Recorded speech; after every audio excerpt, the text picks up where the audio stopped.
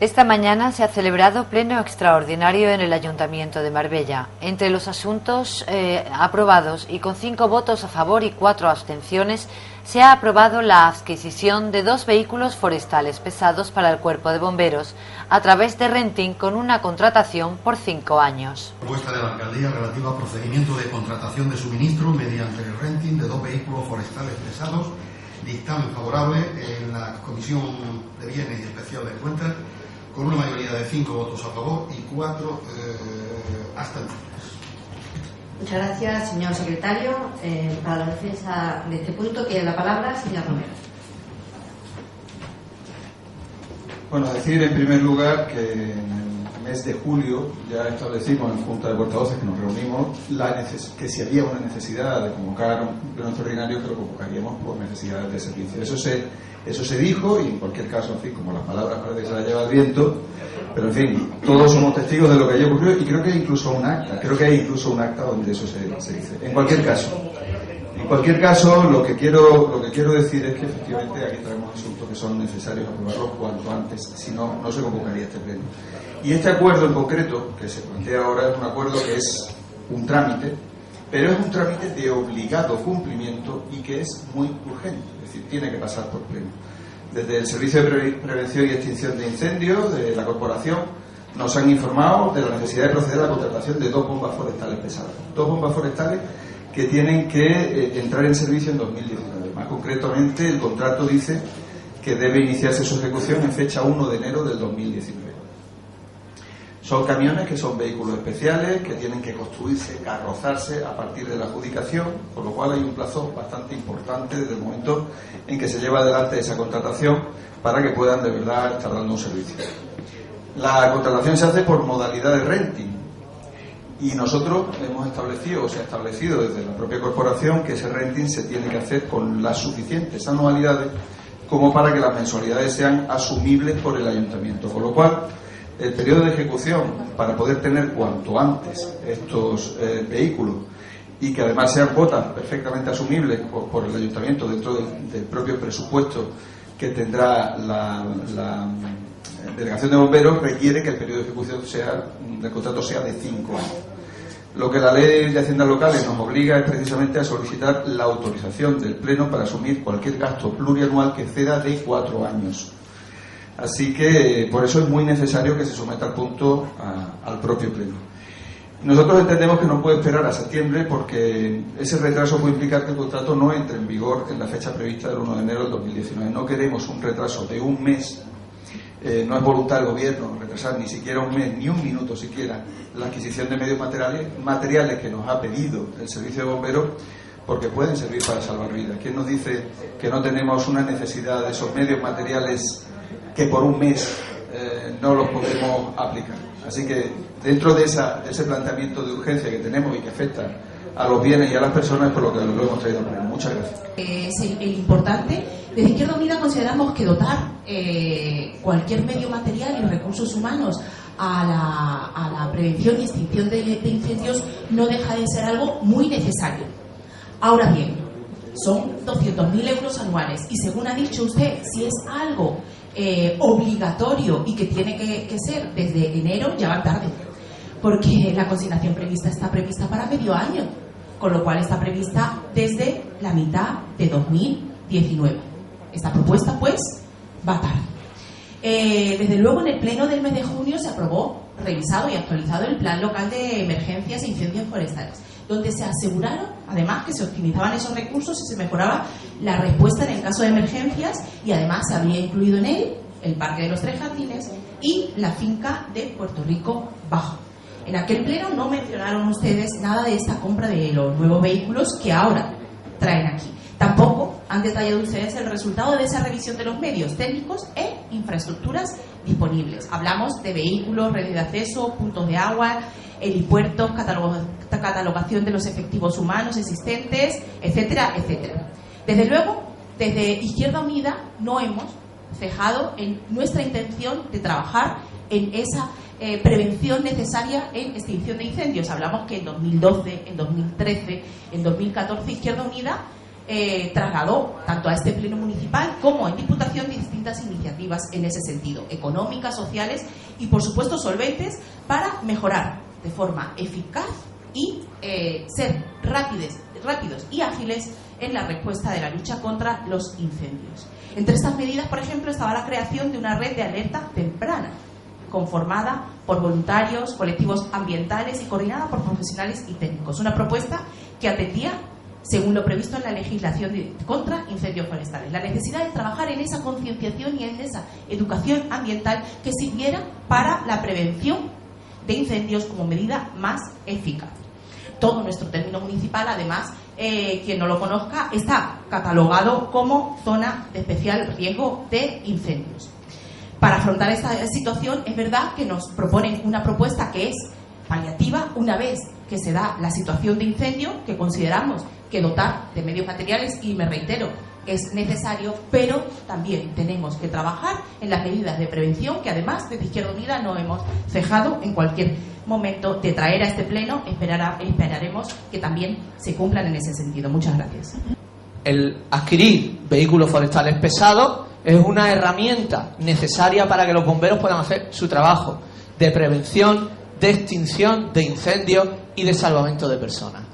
Exactamente igual que la unidad de rescate acuático, que hace 2 años era calificada despectivamente por el concejal de Hacienda como el barco y el caprichito de Podemos, que incluso llegó a decir demagógicamente que estábamos quitándole recursos a San Pedro por nuestros caprichitos y que ellos eran los defensores de San Pedro, como si la población de San Pedro no fuera a necesitar los servicios de rescate acuático. Hay que ser coherente y los bomberos, como cualquier servicio público, necesitan sus herramientas para trabajar. Todo lo demás es politiqueo. Muchas gracias.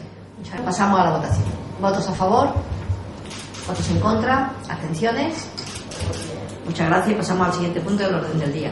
El Ayuntamiento de Marbella ha aprobado hoy, con los votos a favor del equipo de gobierno e Izquierda Unida y la abstención del Partido Socialista y Costa del Sol si puede, la autorización del gasto de 46 millones de euros distribuidos en 10 años con el objetivo de sacar a concurso una nueva concesión para el transporte público urbano. El concejal Félix Romero ha defendido la necesidad de realizar una inversión potente para mejorar la calidad en la prestación de este servicio a los ciudadanos y ha explicado que la corporación carece de medios para asumir la municipalización del transporte urbano, teniendo en cuenta que para ello se necesitan 20 millones de euros como partida inicial. El punto quinto es una propuesta del teniente de alcalde de Venado de Transportes para la aprobación de la ampliación del compromiso de gasto plurianual en el procedimiento de contratación del servicio de transporte urbano colectivo del término municipal de Marbella. El dictamen es favorable. Muchas gracias, señor secretario. Para la defensa de este punto tiene la palabra el portavoz, señor Romero. Bueno, qué duda cabe que necesitamos renovar absolutamente el servicio de transporte urbano de la ciudad. Nadie puede negar, nosotros no lo vamos a negar nunca, que la flota está envejecida, que el servicio que se presta hoy no es el que debiera darse en una ciudad del calibre de la nuestra, sin ninguna duda. Y también, sin ninguna duda, tampoco estamos, y eso lo tenemos que tener en cuenta, y si queremos ser ecuánimes a la hora de analizar este problema, tampoco estamos como corporación en disposición de exigir una inversión potente que coloque al transporte público urbano en Marbella en el nivel en el que debería estar. No estamos en esa posición ahora. Y no estamos en esa posición porque no existe contrato de concesión vigente. No podemos exigir ninguna inversión en definitiva porque no tenemos un instrumento legal, un contrato, una concesión que nos permita en definitiva exigir esas inversiones. La concesión venció en 2014, desde entonces el servicio se presta en precario, sin que podamos hacer mucho más que sancionar en los supuestos en los que se puede causar un perjuicio muy grave y aún en esos casos con bastantes dificultades legales.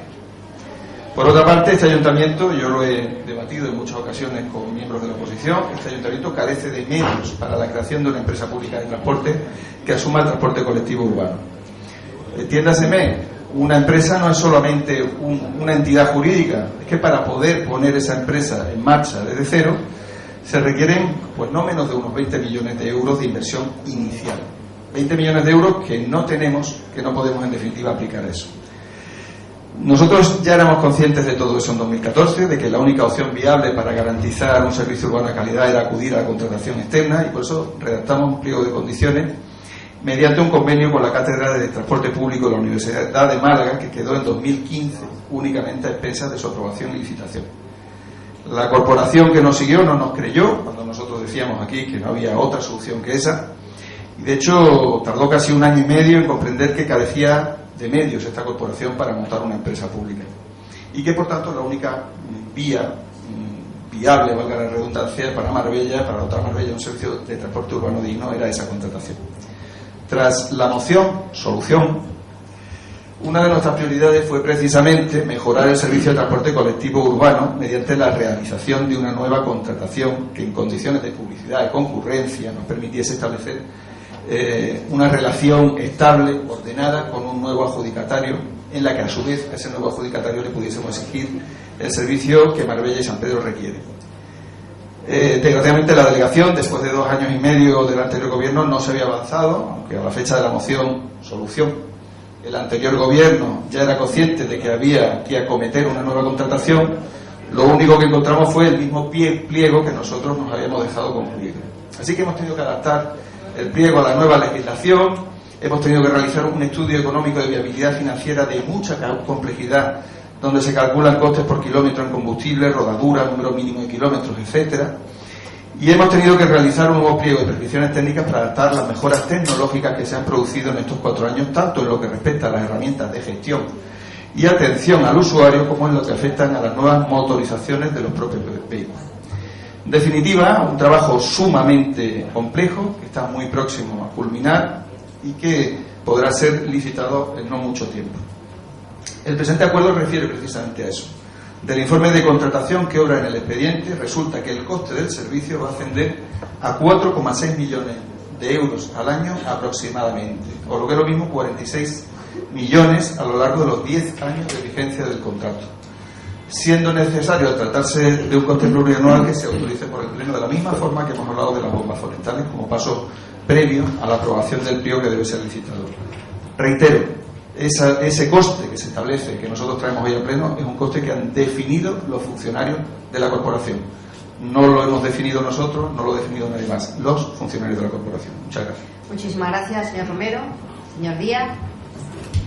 Gracias. Desde luego que vamos a apoyar una propuesta que vaya en el camino de ir pues avanzando en ese proceso largo y necesario para poder tener un transporte urbano adecuado en Marbella. Pero tenemos que comentar algunas cosas que voluntariamente ha omitido, tergiversado el señor Romero. En primer lugar, cuando dice que no se había encontrado nada en estos 2 años, sí se hizo un trabajo importante. En primer lugar, pues de diagnosticar y ver la viabilidad de poder hacer una gestión directa de este servicio, después de poder descartarlo por la situación en la que nos encontrábamos y la legislación encorsetada, ese marco del Partido Popular a nivel del Gobierno de España, en el que invita a que todo se privatice, todo se externalice y se traspase en fondos públicos a los privados.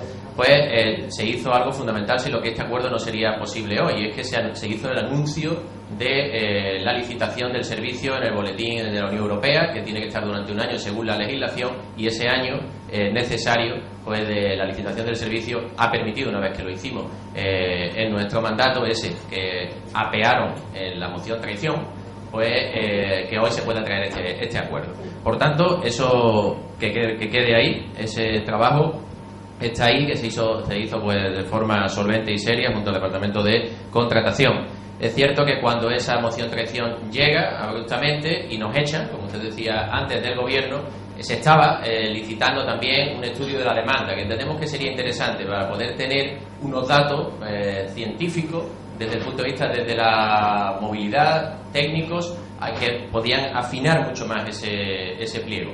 Eso se ha truncado, ahora se ha elaborado un pliego sin contar con ese estudio de la demanda. Es posible sacarlo y ir ajustándolo en marcha, no decimos que no, nosotros estamos por otra vía, ahora no se ha hecho. En cualquier caso, como decía, viene este acuerdo para que se pueda licitar a 10 años, el acuerdo lo vamos a apoyar, el pliego lo queremos ver y lo haremos en nuestra tarea pues de fiscalización y de aportación, si así nos lo permite, para las cuestiones que consideremos mejorables, pero queremos también incluir algunas reflexiones. No queremos aguar la fiesta. Si este es un paso importante para el transporte urbano, nosotros le damos la bienvenida, pero queremos también pues alertar de que, aunque tengamos la mejor flota posible y las paradas más equipadas y conectadas con sistemas de GPS, seguiremos teniendo un problema si tenemos la situación de movilidad que tiene este municipio. Marbella, si quiere seguir siendo por largo tiempo una referencia en el turismo de calidad, tiene que tener sobre todo un vector clave, que es la sostenibilidad. No va a haber turismo de lujo, no va a haber turismo de calidad si no tenemos una ciudad de calidad, la que, por ejemplo, la arteria principal de Carlos Serrano no lo puede ser. Prácticamente pues un ir y venir de coche. Tenemos que hacer que estos nuevos autobuses puedan circular por una avenida, por una circunvalación también, que no puede ser un polígono y todo lo demás aparcamiento. Tiene que ser una circunvalación, tiene que ser unas conexiones que no pueden estar colapsadas, que tiene que dar una prioridad al transporte público. Por tanto, habrá que hacer también ese plan de movilidad urbana sostenible, que consideramos que no lo van a hacer evidentemente en unos meses, porque eso supera el tiempo que les queda de mandato, pero que todos tenemos que asumir como un compromiso, porque si no, no nos servirá con cambiar tan solo el servicio de autobuses. Muchas gracias. ¿Alguna intervención? Señora Mendiola. Muchas gracias y muy buenos días a todos y a todas. Bueno, usted mismo lo ha dicho, señor Romero, ha sido una oportunidad perdida de 4 años, porque realmente durante esos 4 años lo que se tendría que haber hecho, y había la oportunidad perfecta de hacerlo, es dotar a esa empresa municipal que hoy se ha disuelto, que está a punto de disolverse, de haberla dotado de una unidad técnica que de verdad pudiera haber sentado las bases para un transporte digno que necesita esta ciudad, Marbella, la de 5 estrellas. Voy a decir una obviedad, pero es evidente que la movilidad urbana es la clave del funcionamiento de toda ciudad, de su día a día. Y bueno, tenemos ejemplos claros como Madrid, como Barcelona, que están entre las 25 ciudades de movilidad sostenible en todo el mundo más importantes, ¿no? Pero bueno, me voy a ciudades más pequeñas, Gasteiz, Vitoria, Castelló. Hay muchísimos ejemplos en toda España que prueban que el funcionamiento del transporte con empresas municipales está funcionando extraordinariamente. Mientras tanto, en Marbella seguimos apostando por un modelo de transporte que está ya fracasado. Es el modelo Portillo. Y que a día de hoy hace que el transporte urbano en nuestro municipio sea uno de los servicios muy mal valorados por nuestros vecinos y vecinas. Y yo incluso me atrevería a decir a la cola de toda España. No puedo estar más de acuerdo también con usted, señor Romero, cuando hablábamos recientemente de que bueno, esto es una cuestión de ideología. Claro, es una cuestión de ideología, sin duda alguna. Y está claro que la del Partido Popular lleva una consigna muy clara, que es la privatización de lo público. Primero, hacen fracasar la gestión pública de todo lo que les interesa privatizar. En este caso, transportes locales 2000 SL. Y luego se la venden al mejor postor, aumentando, eso sí, el gasto en un 300% de lo que costaría con medios propios. Y eso es comprobable. Portillo lleva tiempo alegando un desequilibrio económico que dicen tener, pero que en este ayuntamiento, curiosamente, nadie, ni ustedes ni los anteriores gobernantes, han pedido a Portillo que justifique. Algo que no solo es preceptivo, sino que además es imprescindible. ¿Saben por qué? Porque es necesario para poder defender los intereses públicos de Marbella. Pero a ustedes el dinero, como les sobra, nos preguntamos, ¿de dónde sale el cálculo de los 47 millones? ¿En base a qué criterios? Nos tememos muy mucho que el determinante para adjudicar este servicio será el económico, por encima de cualquier otro parámetro. Nos preguntamos dónde está el informe de intervención referente a la cuenta de resultados de la concesionaria durante los últimos años, muchos años, por cierto. No existe porque nadie se lo ha exigido a Portillo, como he dicho antes. Tampoco se ha hecho ningún estudio de la demanda. ¿Están dando por bueno lo que interesadamente nos dice de boquilla a Portillo? Pregunto. Si Portillo no ha facilitado la cuenta de resultados ni se ha elaborado ningún estudio de demanda del transporte barrio por barrio, distrito por distrito, ¿de dónde sacan estos datos? Tenemos que conocer el número de líneas, el itinerario, el número de vehículos necesarios, frecuencias, horarios, etc., etc. Hablemos del proyecto técnico. La señora Muñoz nos dijo en comisión informativa que está siendo redactado o elaborado por un empleado que entendemos proviene del área de obras o de vía pública y supongo que no tiene ni idea de lo que es el transporte. No nos engañen, el único proyecto técnico y estudio data ya del año 2015 es el que ha elaborado el mismo Portillo, pero que se nos vendió a todos a bombo y platillo como que había sido un proyecto técnico elaborado por una profesora de la UMA, de la Universidad de Málaga, curiosamente afiliada al Partido Popular. ¿Cuál es la razón que nunca ha interesado convocar plazas para la creación de una unidad técnica de transporte que pueda llevar a cabo estos estudios? Y la base para un servicio de transporte público de calidad, o que durante estos 10 años de privatización pueda ser fiscalizado esa gestión. ¿Quién la va a fiscalizar? ¿Vamos a seguir igual? ¿Nadie la va a fiscalizar? Esta se la vamos a responder nosotros. Porque lo que quieren es mantenerlo privatizado eternamente y sin control ninguno. Con esa eterna excusa de que no hay medios, no hay mimbres, y porque ninguno de los que habéis gobernado os ha interesado hacerlo. El estudio económico que responda a ese proyecto técnico. En definitiva, hoy están ustedes renunciando a que Marbella tenga un transporte de futuro. Ni lo han intentado, han sido cobardes para ello, con 2 visitas al Ayuntamiento de Madrid, a su EMT con la dirección, habiendo bastado para ver la viabilidad y las posibilidades, pero ¿para qué? Hoy vuelven ustedes a condenar a la gente a 10 años más de un modelo fracasado, porque será Portillo, o como se llaman ahora, con las mismas líneas, las mismas paradas, las mismas paradas multivergüenza. En definitiva, el mismo servicio con buses nuevos, pero que nos costarán 47 millones de euros. Muchas gracias. El Pleno ha dado luz verde al tercer Plan Municipal de la Infancia y de la Adolescencia 2019-2022, con un documento que, según ha apuntado la concejal de Derechos Sociales Isabel Cintado, fomenta la participación, la transparencia y un trabajo transversal entre las delegaciones. Esta moción ha salido adelante por unanimidad. Buenos días, gracias señora alcaldesa. Desde la aprobación del primer Plan Municipal de Infancia y Adolescencia, la prioridad ha sido mejorar y poner a disposición de la población más joven todos los recursos para su desarrollo social y, sobre todo, trabajar día a día para avanzar en los distintos programas, actividades y actuaciones que se han venido desarrollando. Hoy, fruto de ese firme compromiso y de una implicada labor profesional de la unidad del equipo de infancia y adolescencia, de la Delegación de Derechos Sociales y técnicos de las demás delegaciones, presentamos, fruto de ese firme compromiso, el tercer Plan Municipal de Infancia y Adolescencia 2019-2022, esperando contar con el apoyo de todos los grupos hoy aquí presentes. Un plan que fomenta la participación, la transparencia y el trabajo transversal entre y desde las delegaciones.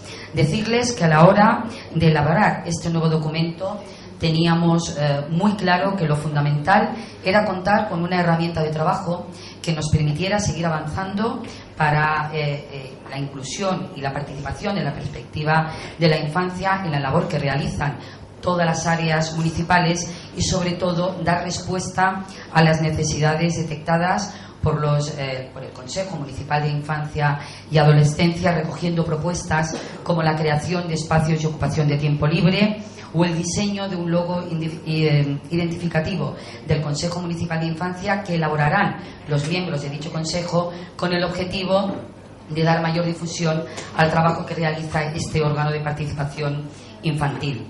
Como les he dicho, un proyecto en el que apostamos por la transparencia, con la publicación en la página web del Ayuntamiento para consulta de toda la ciudadanía de documentos como el informe valorativo 2015-2018, el diagnóstico de la situación de la infancia y adolescencia del municipio o el plan de infancia vigente. Una apuesta y además con un objetivo principal de reforzar la participación con la creación del Consejo Sectorial de Infancia y Adolescencia, impulsando la incorporación de agentes comunitarios, tanto institucionales como del tejido asociativo, en la implementación del plan, o la participación, y eso lo creemos que es muy importante, del Consejo Municipal de Infancia y Adolescencia en la elaboración de la Agenda Urbana 2030.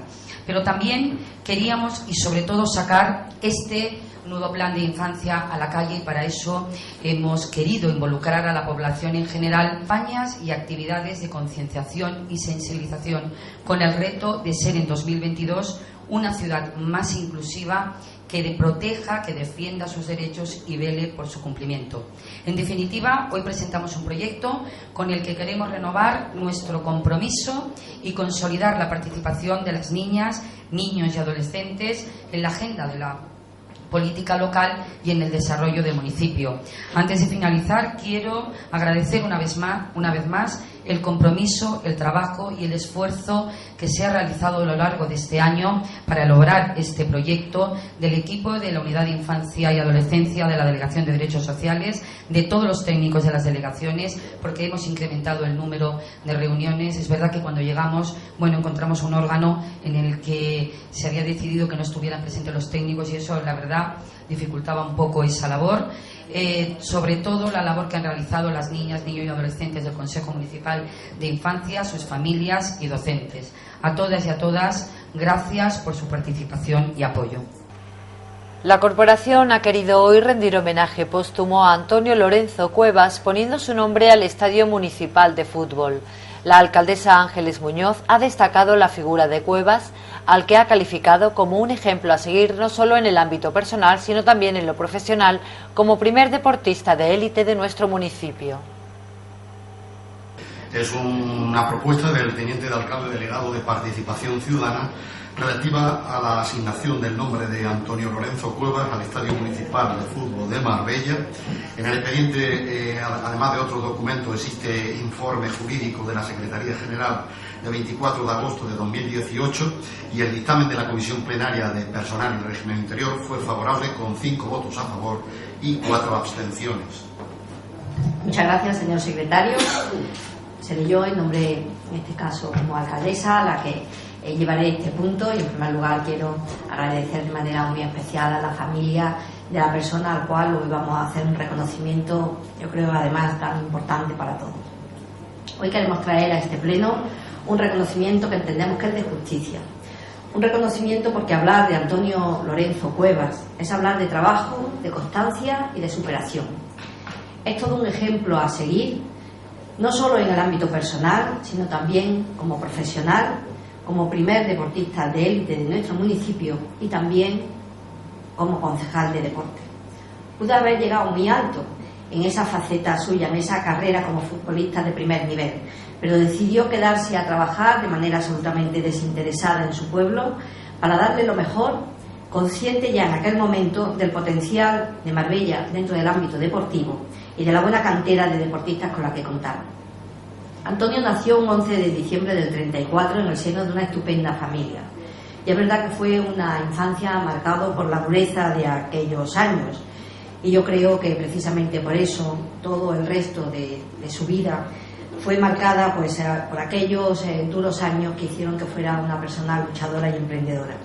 Como les decía, después de esos años de internado en Málaga, con 12 años regresó a Marbella y aunque es cierto que le tiraba a la mecánica, esa no fue su verdadera profesión.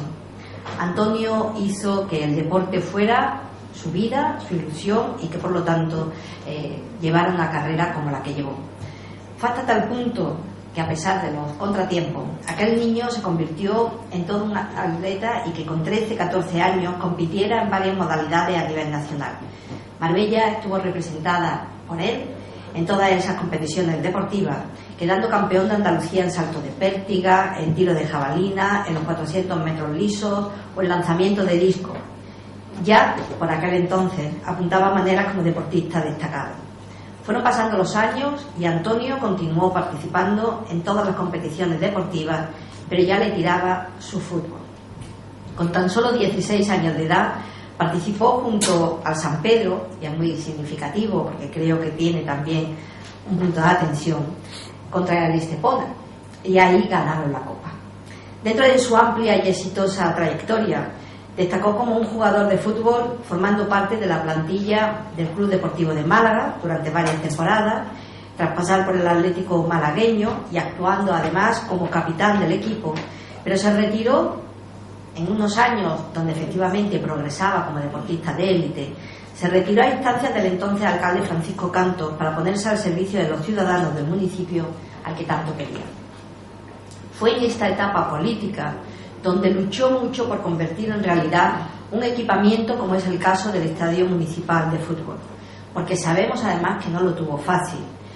No lo fue en aquella etapa, pero valiéndose de su cargo y de la representación que ostentaba como concejal de deporte, logró aquella justa reivindicación y hoy es una realidad. Precisamente por ello queremos rendirle este merecido tributo y queremos otorgarle su nombre al mismo por el que tanto él luchó, fundamentalmente en agradecimiento a todo lo que hizo por el deporte de esta ciudad. Es tanto lo que le debemos a Antonio que era necesario hacer que su memoria perdurara en el tiempo. Y yo, si me lo permiten, también en nombre de todos los concejales, y desde luego le puedo asegurar que tanto de OSP como del Partido Popular como miembros del Gobierno, yo no quiero dejar pasar esta oportunidad de dirigir unas palabras a su mujer, a Carmen. Porque desde que Antonio tristemente nos dejó, ella ha mantenido viva su memoria y la reivindicación una y otra vez de ese merecidísimo reconocimiento, tanto de su talla deportiva como humana y tanta huella que dejó para Marbella. Y es que Antonio siempre estuvo para ayudar a todos los que acudieron a él. Y desde aquí queremos honrar a este gran vecino con la propuesta que traemos a este pleno. Así que muchísimas gracias a la familia por acompañarnos en este día especial para ellos, pero también para Marbella.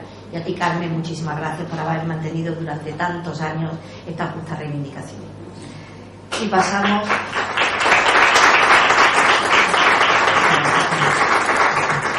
a hablar de una intervención por parte de algún grupo. Señor Díaz.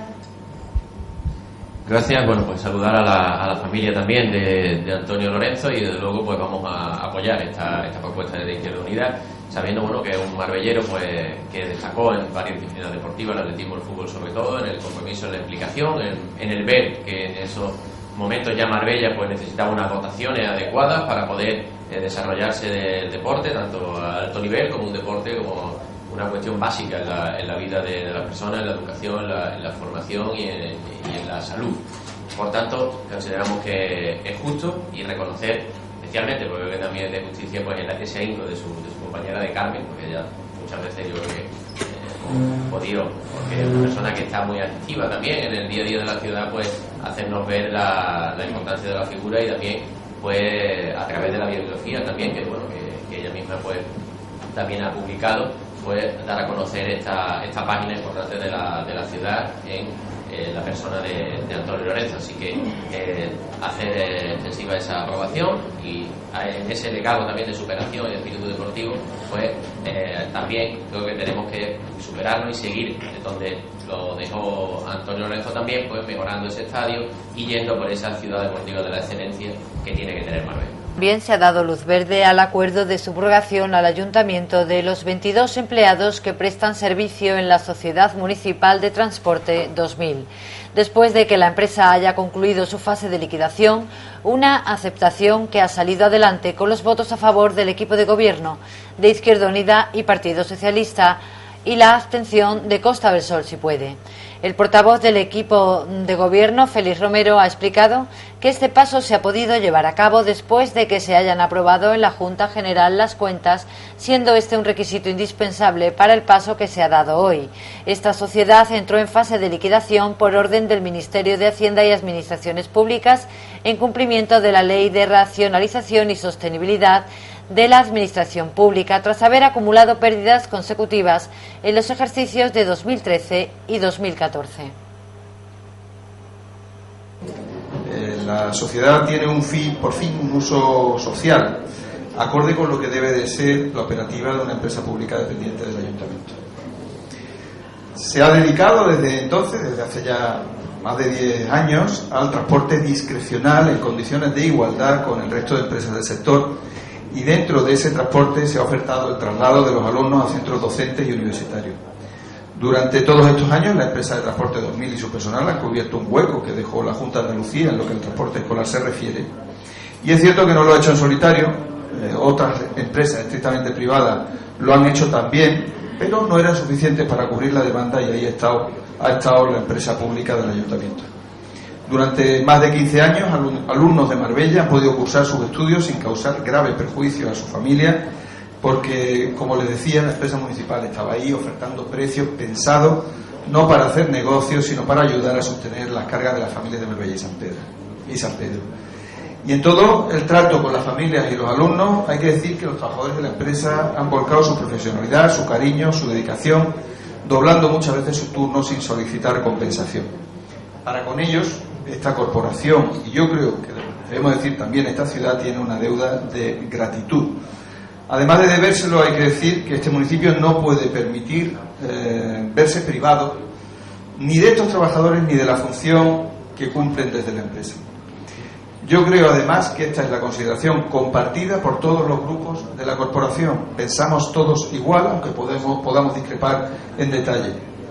Por imperativo legal, hace unos 2 años la sociedad pasó a liquidación y desde entonces pues todo tipo de problemas se plantearon. La sociedad ya no podía acometer inversiones ni contrataciones, solo en casos muy justificados.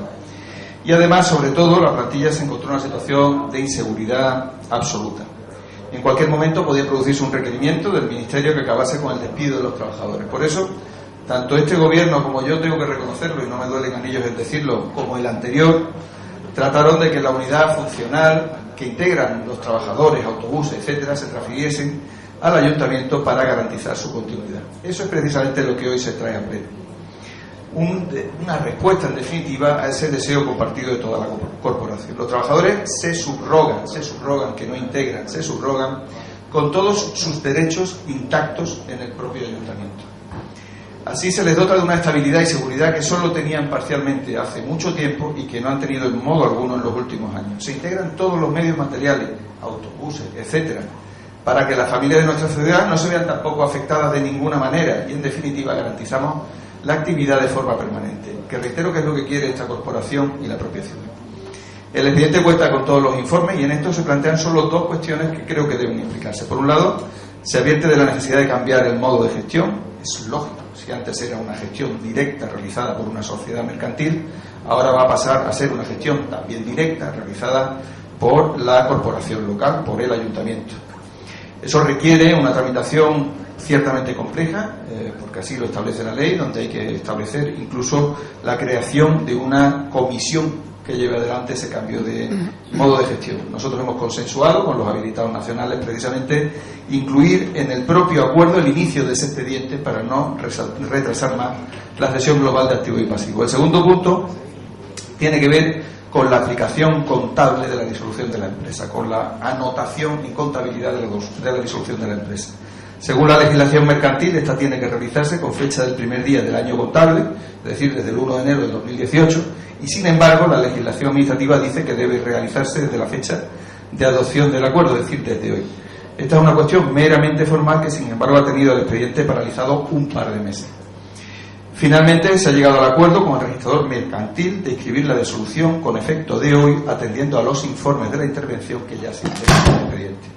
Había una observación adicional, pero ya creo que se ha comentado incluso por el secretario, que era la necesidad de aprobar las cuentas del 2017. Como saben, se aprobaron el pasado lunes en Junta General Ordinaria. En definitiva, hoy traemos a pleno un expediente de tramitación muy compleja, muy difícil, que lo que pretende es hacer justicia con un colectivo que se lo merece y garantizar a las familias de Marbella el transporte de sus hijos. Gracias. Gracias, señor Romero. Intervenciones, señor Díaz. Gracias. Desde luego, desde Izquierda Unida nos hemos tomado muy en serio siempre este servicio de transporte municipal. Recordamos en 2015, cuando accedimos al gobierno y a gestionar esta empresa dentro del área de movilidad, pues nos encontramos una situación en la que no se podía prestar el transporte escolar porque no se había renovado la flota, que tiene una antigüedad fijada que superaba algunos de los autobuses, por tanto no era el número suficiente. Se hizo una rápida gestión para poder adquirir nuevos autobuses y se comenzó ese curso. Y después vemos también cómo nos sorprendió abruptamente con esa legislación del Partido Popular, de Rajoy y Montoro, la disolución obligada de esta empresa. Venía por la gestión económica anterior que se había realizado de época del Partido Popular, en la que decimos que no solamente no se renovaba la flota, en la que también, y se ha hablado de servicios discrecionales, había servicios discrecionales, yo añadiría, y arbitrarios, porque muchos no se pagaban en las distintas delegaciones, al colectivo, fuera de lo que es una orden de subvención, en definitiva, fue utilizado pues también como un elemento pues de el interés partidista del momento. Eso es la gestión que cortamos y la gestión que hay que cortar definitivamente ahora, y utilizarlo como un recurso social de primera importancia, como es el transporte, en este caso pues escolar y universitario, fundamental, sobre todo en Marbella, porque Marbella se ha configurado urbanísticamente, y hay que decirlo, por la corrupción que hemos tenido en el urbanismo, los peores suelos, los colegios, y están todos agrupados en el norte, lejos de donde vive la gente, y es necesario hacer desplazamiento breve, lo que vamos a decir en distancia, pero muy complejo para cualquier familia, sobre todo para menores, y por tanto hacer una tarea estratégica, y lo necesitamos, especialmente, como digo, debido a la dificultad que tenemos en la configuración del mapa escolar por los años de la corrupción, y esto es un ejemplo claro de cómo afecta la corrupción en el día a día y cómo este es un servicio esencial. El doble objetivo entendemos que se va avanzando con este acuerdo. El doble objetivo es, por un lado, garantizar el servicio escolar y universitario, y segundo, pues la estabilidad de la plantilla. Desde luego que vamos a apoyar esta propuesta, pero también queremos hacer una advertencia, lo hablamos brevemente también en la comisión. En primer lugar, se va a hacer ese informe del modo de gestión. Apostamos porque sea una gestión directa, no vayamos ahora a subrogar a los trabajadores para pasado mañana externalizar el servicio y acabar pues en una situación todavía peor a la de entrada.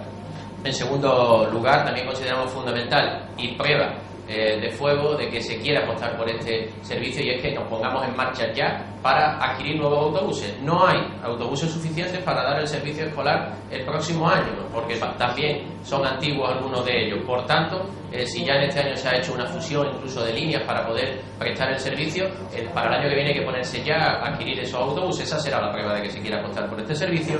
Y luego también hay que decir, nosotros no vamos a renunciar a que los trabajadores puedan tener una integración efectiva y puedan tener unas condiciones dignas e igualitarias al resto de empleados del ayuntamiento. Y como no, pues la colaboración, siempre que vaya en esa línea de Izquierda Unida, es total, lo sabe ya el delegado de transporte, y el reconocimiento que es insoslayable hoy a esa plantilla, a esos trabajadores. Han tenido que muchas curvas en los últimos meses, en los últimos años, y ellos han seguido siempre dispuestos a hacer su tarea. Ahí está el reconocimiento de la familia y de los escolares como primera prueba, pero también la profesionalidad de que nunca han titubeado a pesar de esas curvas, que digo que ha habido muchas por las distintas cuestiones. Ellos han seguido conduciendo firmes, así que hoy consideramos que es una buena noticia que queremos confirmar, ya decimos, con los pasos que habrá que darse a partir de hoy. Gracias, señor Díaz. Más intervenciones, señora Mendiola. Muchas gracias. Bueno, para nosotros, evidentemente, ante todo, queremos ser políticamente coherentes antes que políticamente correctos. Yo he manifestado en mi primera intervención, o sea, en la intervención anterior, cuál es nuestro posicionamiento y cuáles han sido nuestras propuestas. Por lo tanto, dentro de esa coherencia, y quiero agradecer, por supuesto, todo el trabajo que han venido realizando los trabajadores en esas condiciones precarias, como se ha definido aquí por todos, y que durante todo este tiempo han prestado un servicio muy importante para el municipio. Pero, como en mi línea de intervención anterior, aquí lo que se tenía que haber hecho y lo primordial era haber preveído toda esta situación, y había oportunidad durante todos los años de vuestra legislatura y por supuesto los 2 años del equipo anterior, nosotros hablamos de haber creado las bases. Evidentemente el servicio tiene que externalizarse, evidentemente hay una situación inevitable en la que los trabajadores tienen que ser subrogados, no integrados, como muy bien has dicho, Félix, y por supuesto que hay un riesgo también, porque dado vuestra estrategia, siempre la consigna de la que he hablado antes, de que siempre tienden a privatizarlo todo, este es un riesgo que también van a tener los trabajadores, a que vayan a privatizar otra vez en un nuevo servicio. Si la empresa se hubiera intentado mantener, porque hay muchos municipios, hay algunos municipios que tenemos constancia que, comunicando la necesidad de un municipio como el de Marbella, en el caso de otros también, con una necesidad imperiosa de tener un transporte digno y público, eso se podría haber justificado perfectamente en el ministerio, y haber intentado, que es lo que le dijimos a Miguel en su día, de haber intentado que no se hubiera cerrado esa empresa. Eso ni siquiera se ha intentado. ¿Por qué? Porque no interesa, porque lo que se quiere es privatizar ese servicio y mantenerlo siempre privatizado. Entonces, si sentamos las bases para que este ayuntamiento tenga una unidad técnica, un profesional que pueda, es que ya estamos hablando de una empresa municipal que tenga servicio discrecional, que acoja la zona azul, que acoja los parkings, que podamos ir recuperando. Es que tantísimas cosas en temas de movilidad, tantísimas cosas que podría llevar a cabo esa empresa, pero no interesa porque se quiere privatizar todo. No nos engañen, ese es el último propósito.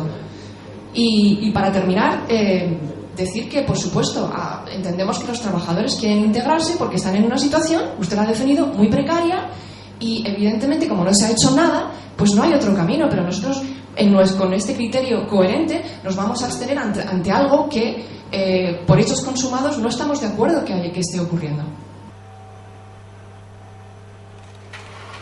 El portavoz socialista en Marbella, José Bernal, junto al secretario de Educación del Partido Socialista de Málaga, Marcos Ruiz, y la secretaria general de Juventudes Socialistas en Málaga, Ana Villarejo, han destacado hoy en Marbella el esfuerzo del gobierno andaluz ante el inicio del curso escolar en Andalucía. Un curso que estará marcado por más profesionales, más plazas, más reciclaje para el profesorado y más atención y preparación para los alumnos. Bernal ha asegurado que ante el inminente inicio del curso escolar quiere poner en valor que Andalucía ha presentado la mayor oferta de oposiciones de España para docentes de enseñanza secundaria este año, algo que se va a notar de manera muy positiva en este curso escolar.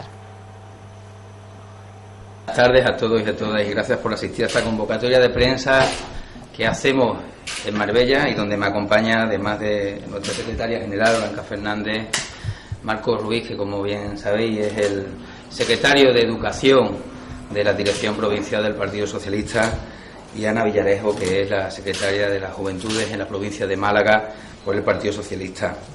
Hoy venimos a hablar de educación, de esfuerzo en educación, de la diferencia de la apuesta de la educación del gobierno de Susana Díaz con respecto a cómo se traslada y se lleva a cabo las políticas educativas en otras comunidades autónomas de nuestro país, y también al resultado de ese esfuerzo presupuestario y de acción en la educación por parte de la Junta de Andalucía en la provincia de Málaga. Hoy, además, desde el Partido Socialista y ante el inminente inicio del curso escolar, queremos poner en valor que Andalucía ha presentado la mayor oferta de oposiciones de España, una oferta docente destinada a enseñanza secundaria, algo que va a redundar de forma muy positiva en el inicio de este curso 2018-2019. Está claro cuál es el compromiso de la Junta de Andalucía y está aún más claro cuál es el compromiso de Susana Díaz, nuestra presidenta, con la educación. Un compromiso absoluto, y prueba de ella es que es nuestra comunidad autónoma la que pone en marcha la mayor oferta pública de oposiciones de todo el país, dirigida, como os he dicho, a enseñanza secundaria, pero en todo su ámbito, a la formación profesional también, a la Escuela Oficial de Idiomas, a los profesores de artes plásticas y diseño, a maestros de talleres de artes plásticos y diseño y a los catedráticos, oposiciones que llevan mucho tiempo sin salir, de música y de artes escénicas. Nuestra tierra, Andalucía, con un gobierno socialista, está a la cabeza de España en la proporción de números de plazas por ratio en cuanto a las plazas ofertadas por opositores. Quiere decir que mientras en el resto de España hay una plaza por cada 12 opositores que se presentan, en Andalucía hay una plaza por cada 5 opositores que se presentan. Resumiendo, de cada 5 opositores u opositoras, uno o una va a tener una plaza de funcionario en los próximos concursos de oposición que se lleven a cabo. Esos son números que hacían muchos años que no se daban en Andalucía, pero que son números que no se ha dado en ninguna otra comunidad autónoma de este país. Por lo tanto, el que prácticamente el 20% de los opositores sepan que van a tener ya no asegurada la estabilidad, que van a ser mucho más, sino asegurado el puesto de funcionario, es una oferta que va a pasar a la historia por lo agradecida que es y por la apuesta decidida, como hemos dicho, por materia de educación para Andalucía. Las plazas ofertadas son ni más ni menos que para toda Andalucía 5.404. 5.404 docentes más. 2.321 para cubrir al 100% las tasas de reposición. Esas tasas de reposición que el gobierno de Mariano Rajoy no permitía que se llevaran a cabo y que tanto maltrató a la educación y al ámbito de la educación en nuestro país. Bueno, pues el gobierno de Susana Díaz y con la aquiescencia del gobierno de España, del Partido Socialista también, esta vez hemos llegado al 100% de la reposición de las plazas, que no es ni más ni menos que tener 2.321 puestos correspondientes a esas tasas, a los que hay que sumarle la oferta extraordinaria de Andalucía para la estabilización del empleo temporal de 3.000 personas más. Por lo tanto, más de 5.400 puestos que van a estar a disposición de profesores y profesoras para que la calidad de la educación en Andalucía siga aumentando y siga siendo un referente con el respecto al resto del país y al resto también de otros países de la cuenca del Mediterráneo. Hay que destacar también novedades en cuanto a la demanda del profesorado en estas oposiciones, novedades como que el 60% de la calificación de las oposiciones va a recaer principalmente en la fase de oposición y el 40% en la fase de concurso. Con ello también se va buscando el intentar hacer justicia con la demanda del profesorado que ha estado llevando a cabo horas en la práctica docente pública. Y estas novedades no solamente en cuanto a la oposición se quedan aquí, también van a aumentar el número de temas a opositar para poder elegir, no el número de temas que haya que estudiar, sino el número de temas para poder elegir. Eso también permite una mayor preparación del opositor y además invita al opositor a que vayan a estas oposiciones, a este concurso público abierto para todos, con las mejores condiciones posibles. Son muchas más los datos que en materia de accesibilidad a las plazas de profesorado y de preparación del profesorado se han puesto en marcha por parte de la Junta de Andalucía. Yo no quiero cansaros, pero a veces profundizo un poco más de la cuenta en esto porque no solamente es nuestra práctica política, ¿verdad, Marco?, sino que también es nuestra profesión. Nosotros somos docentes, somos profesores, conocemos el día a día y sabemos que en el ámbito de la educación lo importante que son los datos que estamos dando hoy. Andalucía además también es una de las pocas comunidades autonómicas que tiene una red de centros de educación del profesorado, centro permanente del profesorado, importante, y me atrevería a decir que es la comunidad que tiene esa red de centros permanentes del profesorado más importante de todo el país. Tenemos centros prácticamente en todas las comarcas de Andalucía. Aquí en Marbella tenemos, por ejemplo, el centro del profesorado Costa del Sol y comarca de Coín, que es uno de los centros más dinámicos y más importantes de nuestra provincia. Un centro con profesores destinados allí, que son los asesores que llevan a cabo esta tarea, que tienen sus plazas allí y que además se detraen de las plazas, no de las plazas generales, sino que son plazas destinadas al perfeccionamiento del profesorado, cubriéndose las plazas que tienen cada uno en los centros educativos, con lo cual no tienen merma los niños y las niñas en su aprendizaje, pero sí tiene un alto valor todos los profesores que se benefician, que nos beneficiamos de tener estos centros para el profesorado que en otras comunidades autónomas no están. Yo aún recuerdo cómo cuando llegó el Partido Popular a Castilla-La Mancha lo primero que hizo fue eliminar los centros de profesores. En Andalucía el Partido Socialista y Susana Díaz lo que hizo fue aumentar los centros de profesores, porque se entiende que el profesorado, cuanto más preparado está, cuanto más actualizado está, eso es una garantía de mejor enseñanza y, por supuesto, de mayor aprendizaje para los alumnos y las alumnas. Y por eso también quiero daros este dato. Estamos hablando de que en la provincia de Málaga hay centros, 5 centros de profesorado. Pues entre los 5 centros de profesorado se han llevado a cabo 1.166 actividades de formación organizadas por estos centros.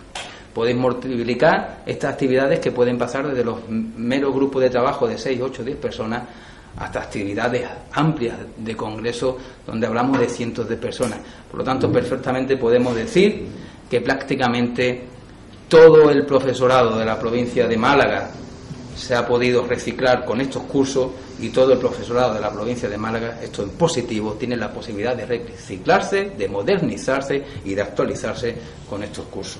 Así que queda de manifiesto la apuesta decidida de Susana Díaz y del Partido Socialista por la Educación. Más profesores, más plazas, más atención, más modernización, mejora y reciclaje para el profesorado, y todo ello buscando lo que perseguimos los socialistas: mejor atención y mejor preparación para los alumnos y las alumnas, que son los ciudadanos y las ciudadanas del día de mañana. Y yo ahora le voy a dar la palabra a quien representa a muchos de esos ciudadanos y ciudadanas actuales y también los que van a conformar el día de mañana, que es secretaria de las Juventudes en la provincia. Puesto en valor las medidas del gobierno andaluz a favor de los jóvenes, destacando que Andalucía tiene las tasas universitarias más bajas del país, pagando por ello la mitad que los estudiantes de Madrid o Barcelona. Además, ha puesto en valor las ayudas a los estudiantes Erasmus, las ayudas a las becas B1 o a la beca Adriano, subrayando la bonificación del 99% de las matrículas universitarias por parte del gobierno de Susana Díaz, que ha beneficiado a 87.000 estudiantes en Andalucía, 14.000 en la provincia de Málaga y 1.500 entre Marbella y San Pedro Alcántara. Cuando me digáis.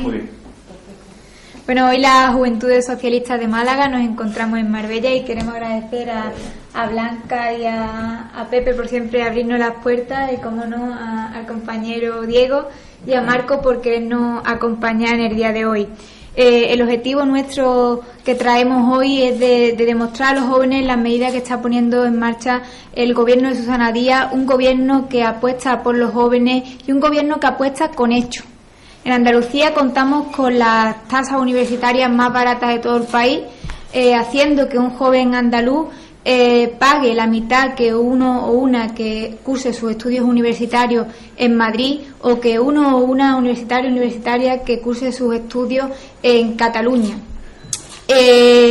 No solo tenemos las tasas universitarias más baratas, sino también contamos con otro tipo de ayudas y de becas, como son, por ejemplo, las ayudas a los Erasmus, la beca B1, la beca Adriano y, como no, la bonificación del 99% de la matrícula. Han sido 87.000 universitarios y universitarias los que se han beneficiado de la bonificación en Andalucía, concretamente en Málaga aproximadamente unos 14.000 universitarios y universitarias, y en Marbella y en San Pedro unos 1.500, que por supuesto este año vamos a mejorar tanto por la UNED como por la UMA. Susana Díaz tiene claro que estudiar en Andalucía es un derecho y no un privilegio, independientemente de los recursos económicos de los que disponga cada familia. En Andalucía hay una igualdad de oportunidades para el acceso a la educación, para el acceso a la formación, y por eso las Juventudes Socialistas nos vamos a dedicar en el mes de septiembre, que empieza el curso académico, todas las mañanas a irnos a la universidad para explicarle a los jóvenes estas medidas que están puestas en marcha por el gobierno andaluz y que se puedan beneficiar todos y todas de ellas. Además, queremos dejarle claro a los jóvenes que estas medidas solo las hay en Andalucía, que vivir en Andalucía es un privilegio, que estamos cargados de ventajas, que estas medidas no las hay en otra comunidad autónoma, que las hay en la nuestra, porque tenemos una presidenta que cree en los jóvenes y que apuesta por los jóvenes. Marcos Ruiz ha destacado que el trabajo de la Consejería de Educación está realizando en cuanto a la retirada de amianto de los centros educativos durante el verano, manifestando que Europa les daba hasta el año 2028 para eliminarlo, y en cuestión de 2 años o menos tendrán retirado dicho amianto. ¿Ya? Bueno, pues gracias por la asistencia. La verdad es que me llena de alegría venir aquí a Marbella, y tal y como ha expuesto Ana y como ha expuesto Pepe, se nota que habla desde la experiencia en primera persona, y se nota cómo defiende con vehemencia esas políticas educativas que repercute positivamente sobre la calidad. Esa calidad que pasa muchas veces desapercibido, como es la formación de profesorado, esos 5 centros de formación de profesorado que en Andalucía y concretamente en Málaga, esos 5 centros, en Marbella, que tenemos un centro que es Centro de Excelencia, COIM Marbella, que tiene más de 300 actividades a lo largo del curso, parece que es una normalidad, cuando en el resto de comunidades de España existe un desmantelamiento de la formación del profesorado, algo a lo que muchos de los docentes se acogen como si fuera un bote salvavidas. Muchas veces no sabemos cómo atajar la inteligencia emocional, no sabemos cómo trabajar nuevas prácticas de convivencia. Bueno, pues los centros de profesorado son la herramienta eficaz, y aquí en Marbella tenemos uno de los centros de excelencia que tenemos aquí arriba cerquita, que funciona, vamos, es una de las referencias de la provincia. Yo estoy súper orgulloso cuando le da ese valor Pepe Bernal a esa parte de la educación que pasa desapercibida.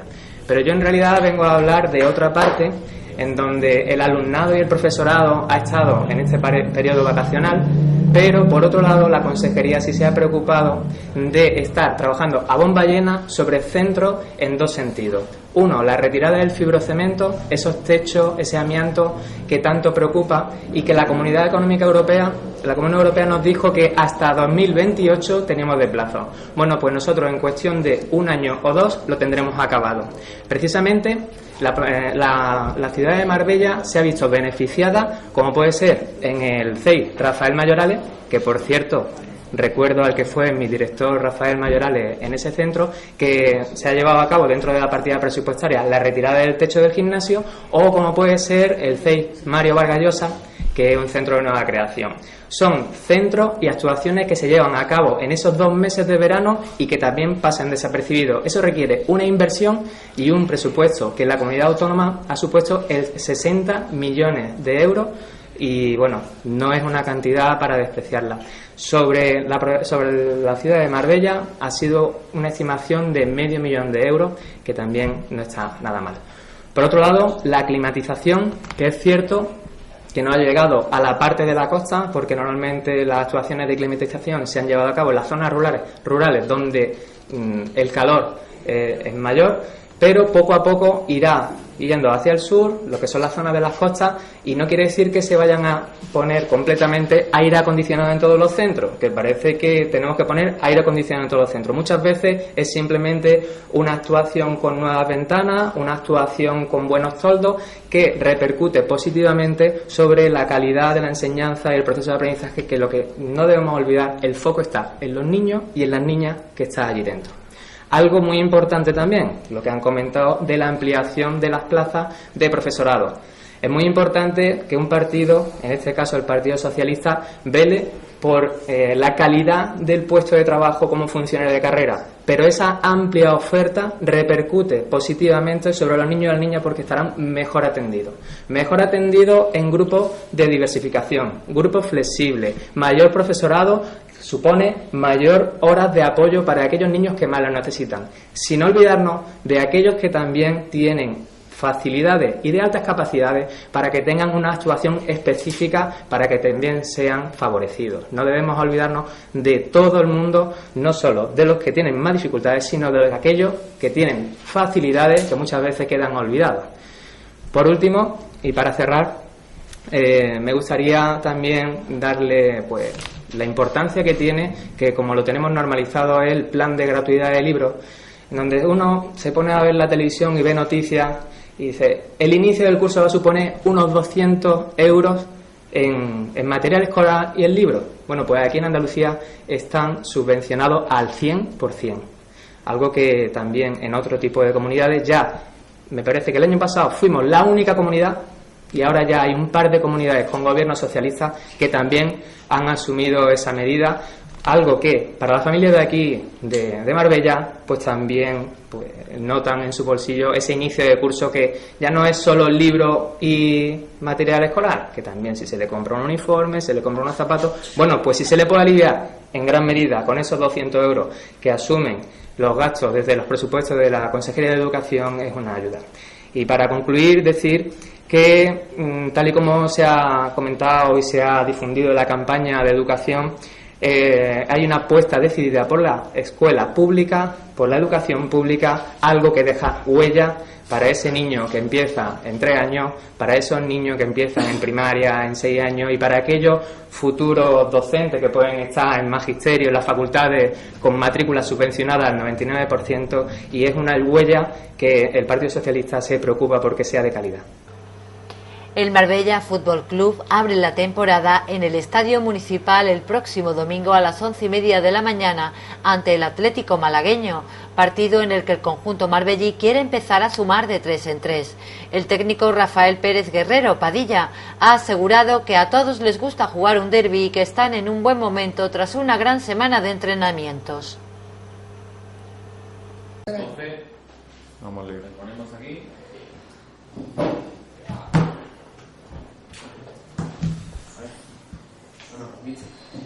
Segundo partido de Liga, estreno en casa contra Malagueño domingo por la mañana.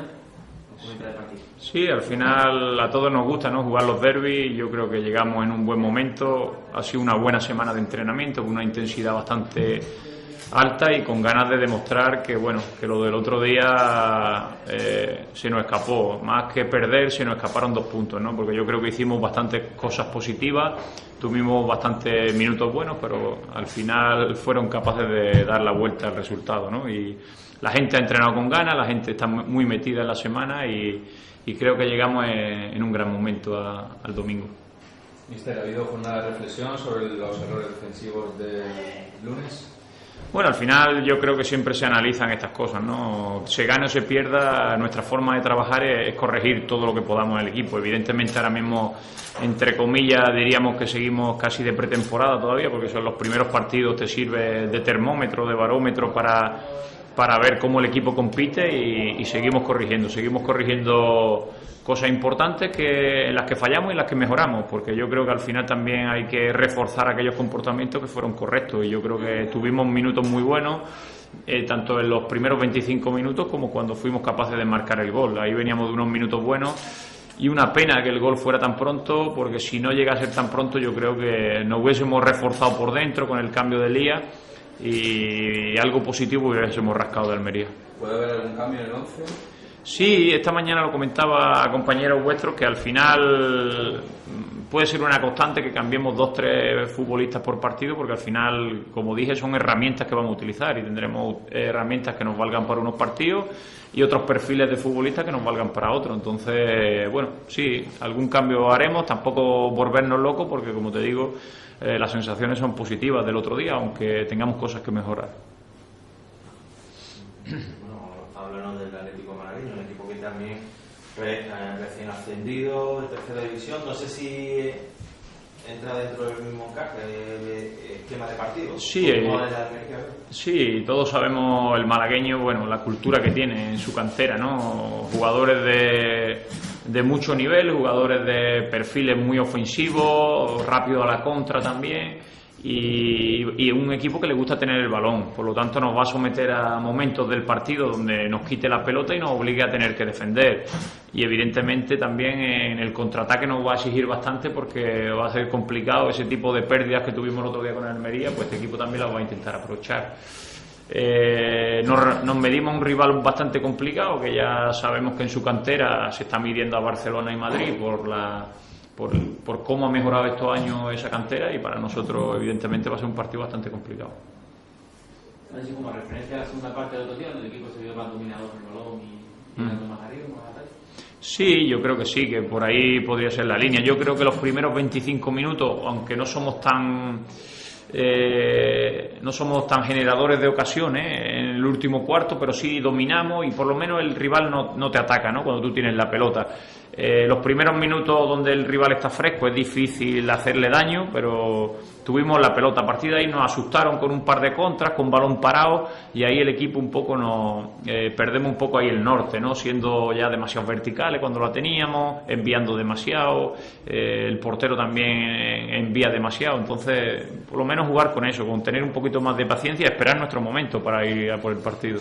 Para que se pueda situar un poquito el aficionado, ¿qué nivel de importancia tiene una buena entrada en el Municipal este domingo en el primer partido de Liga? Para nosotros es vital. Para nosotros es vital fundamental que la afición esté con nosotros, que la afición nos apoye y que evidentemente seamos nosotros los que poco a poco lo vayamos enganchando. Sabemos lo difícil que es este club a nivel de aficionado, porque bueno, se va ganando a lo largo de los méritos que tú vayas haciendo durante la temporada, pero vuelvo a decir que tenemos la plantilla que el año pasado nos llevó a playoff, hemos mantenido lo que hemos podido gracias al temporadón que hicimos.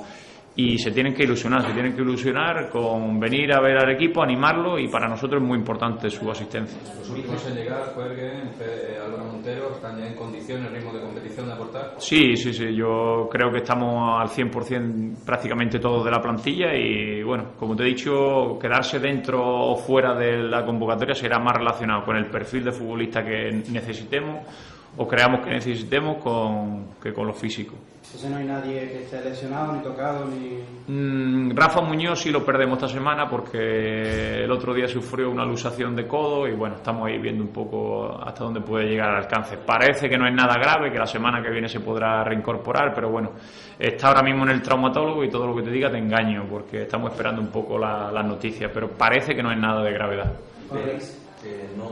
No entró al final, se quedó en el banquillo y tuviste que utilizar a Marcos Ruiz de nuevo el lateral. Sí, eso fue más una decisión técnica, era más por reforzarnos atrás con 3 centrales, por tener esa salida de atrás con 3 centrales y creíamos que Peri nos puede aportar en otros partidos, ¿no?